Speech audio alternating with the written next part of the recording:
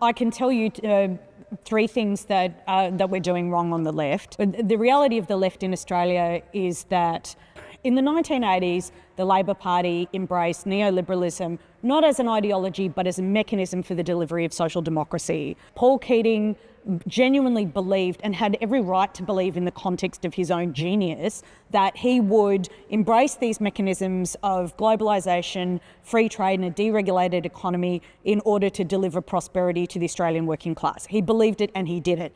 And the left who, where it was orthodox for many years to effectively shit-can Keating, is the word, failed to take into account just the transformative impact of that prosperity on the Australian working class.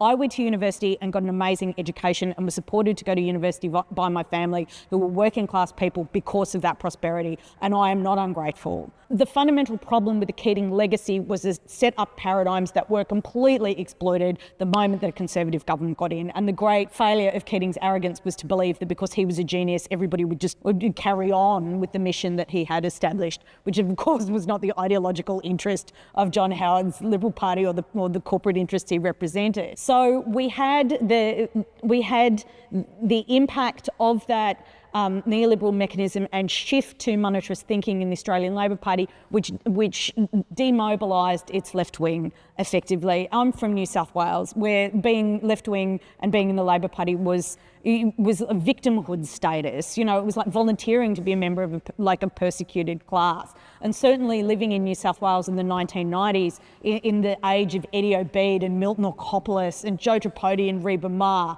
why on earth would I join as a young progressive person who believed in egalitarianism? Why would I join the Labor Party in that environment?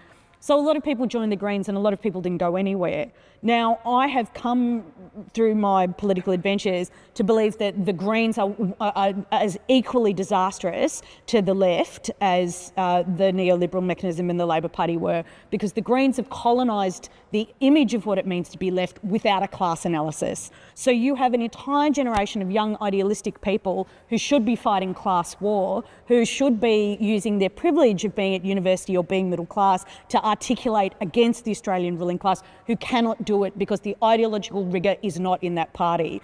And by pursuing identity politics and environment politics, the Greens have very successfully mobilised people in support of those issues, but they've taken the class politics out of a progressive political engagement. That is what is going wrong on the left. We have lost a generation of sophisticated articulators of socialism, and that is the problem.